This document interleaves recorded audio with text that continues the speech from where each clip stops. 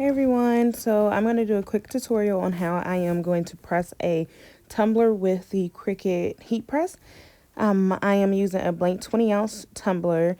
I do already have my transfer tape down, and what I did was I just cut it off at the rim of it and just tape it all the way down around and leave a little bit of the tape hanging over. So then that way I can just rub the tape over, not the image itself. I found that this just pressed better and it gave me more of that finished look. And then I did the same for the bottom. And what I did was I just put the tape, make sure that some of the tape overlap, but not the actual image itself. And then I take my nail and then I'll just rub it around the rim of it just to make sure that it is flush with the tumbler itself. And then I am going to warm up my mug press. And on here, the light is orange. It does have a sticker on it that tells you to go to cricut.com/setup. You do have to follow that step in order to use this mug press because you can turn it on when you first get it, but it will not get hot. You have to activate it by going to cricut.com/setup and then insert your USB cord and then follow the steps that they have you do on there, and then it'll activate it. And then you'll turn it off, turn it back on, and then at that point it will start to heat up. Then you want to have a cardboard piece or whatever, something that you can wedge in between the tumbler itself and the press. I am bending it here just to make it more flexible, so that way I can go ahead and put my tumbler in there. It is now ready because the light changed from orange to green. So I'm going to go ahead and place that in, and I'm going to make sure that my seam is pressed down. I like to use my nail because it just makes it a little bit more flush so I can have that pretty seam. Oh, my tablet fell. Sorry about that. And then I am going to go ahead and put that in, make sure that it's flush with that outside. And then I'm going to wedge the actual cardboard in there and then just press the lever down and you'll see how it closes up. And then it sort of slightly tightens it. It is flush with the other side. However, with the side with the cardboard, obviously it's not flush. So that's the reason why I use the cardboard to allow it to be more flush on the outside part. Then I'll let it just sit there for a little while, maybe about a minute, minute and a half. Really not even that long. I would say probably about 50 seconds, really. 50 seconds, 50 to 60 seconds is what I let it do. Just so that way I can make sure that it did completely press it. And then I just flip it around and wedge that back in there, push it back down. And then I let it do the same thing on the opposite side. And then once I am ready, or once that has pressed for a little while, then what I'm going to do is just flip it over on the opposite side and then do that. And then I like to just make sure that you can see the seam is only doing it halfway through. And then you obviously will have to flip the tumbler all the way over. So really you're going to press it in like 4 sections. One on each side of the tumbler at the bottom and then one on each side at the top of the tumbler. And I do have a regular heat press that came with my, or a mug press that came with my heat press.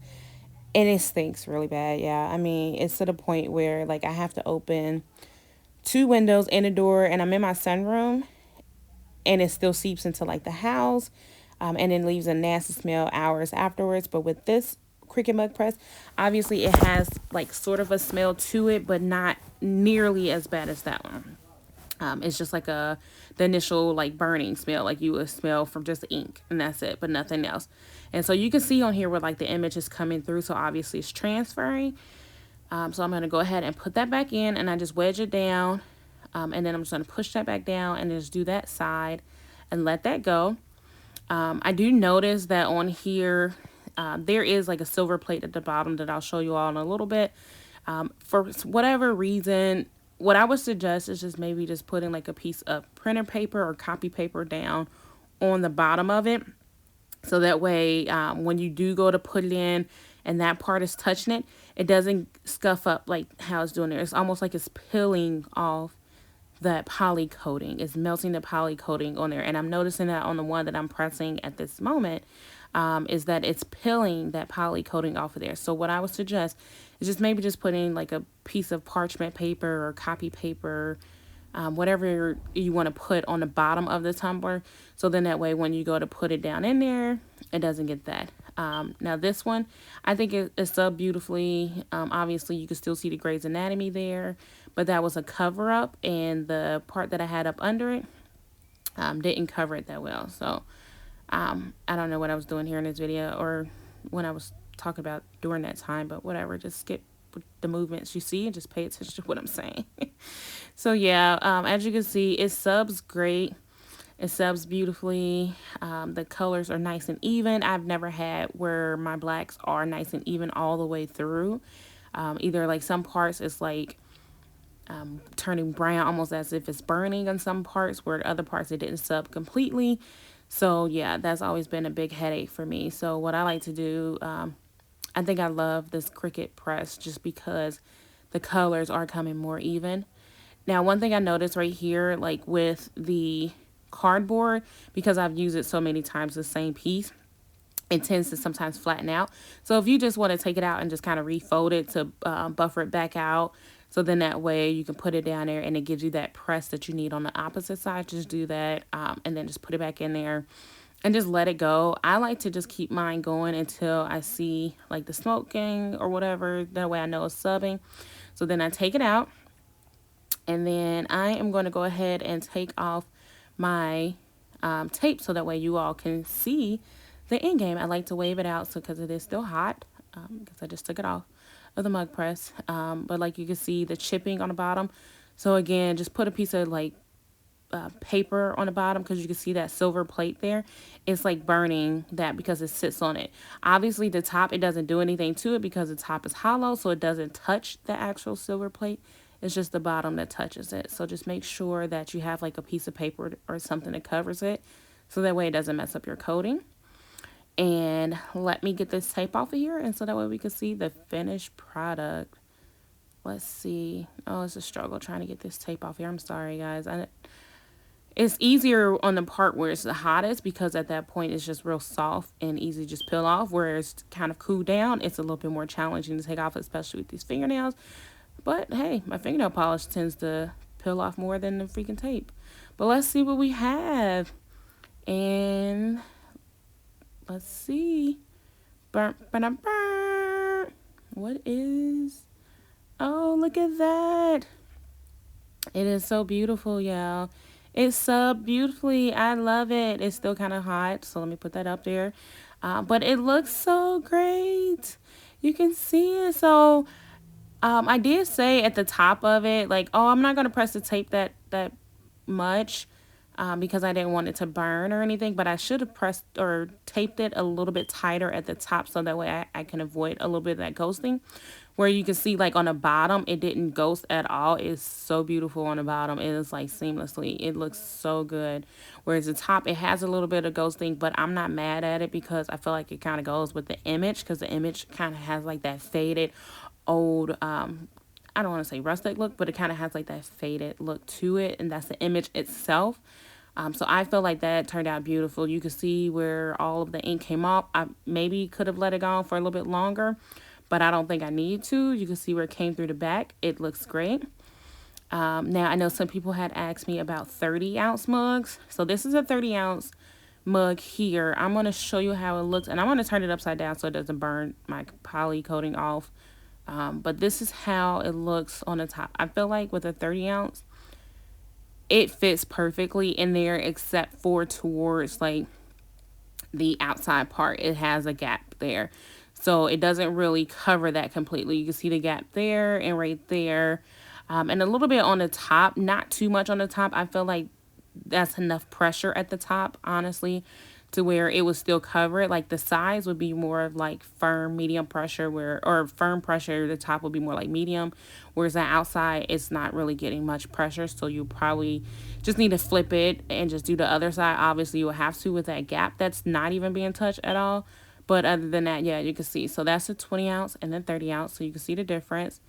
And that 20-ounce sub really good on the heat press. You just obviously need something to wedge in there in order to be able to get the full or the nice pressure that you need to press up against that side And also to be able to get those edges. And then again, remember to put something down on the bottom of it so that way it doesn't burn it on that silver plating that's down there, or else you'll get these like little scuff marks down there that I got on both of my tumblers that I've tried so far. So yeah, that is basically how you use it.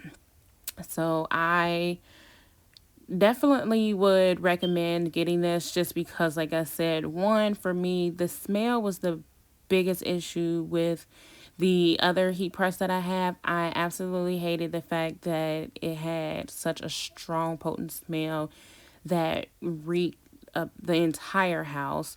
And I'm out in my summer room, and I would have my two windows and the door open, and you could still smell it. Whereas with this one, you barely smell it. You can smell it as it's pressing, but even after that, the smell fades away. Whereas with my other heat press, you can smell it the entire time. Just look how beautiful that is, yeah. Y'all see those colors? They are just so vibrant. They just pop. Oh my goodness, I just love it so much. And I feel like with my other heat press, I didn't get that consistency. It wasn't like all the way through top to bottom where it looked exactly the same. It was consistent colors, and that's the one thing I like about this Cricut press is I don't have to worry about the temperature. And I feel like Cricut did a really good job at establishing what the temperature should be for not only coffee mugs but also tumblers, whether they know that or not. They actually establish what the temperature should be, and that is going to help out for a lot of crafters like myself that makes these tumblers, because now we don't have to worry about playing around with, oh, how many minutes am I going to have to put this on for what time or what setting, what temperature setting. They already told us what the temperature setting is. I don't know what it is. I haven't looked into it, but I just know that it's already set. So I don't have to worry about doing that. The only thing is that you really still have to worry about is just kind of pressure. Is just playing around with the pressure with the cardboard piece. But once you have it wedged in, you don't have to play around with it. It would be more just a time, just watching the time. For me, like I said, I kind of left it in there for about 50 seconds to a minute, maybe a minute and a half on some sides, depending on just how I felt. Honestly, I kind of walked away from it and forgot at times. So, yeah, you just have to play around with the time to figure out what works best for you. I would not let it go the entire time that the press is set for, which I think is like 6.5 minutes, but it should definitely work for you. So if you're interested in getting it, I say go for it, purchase it, have fun. Thank you all for watching. Peace out.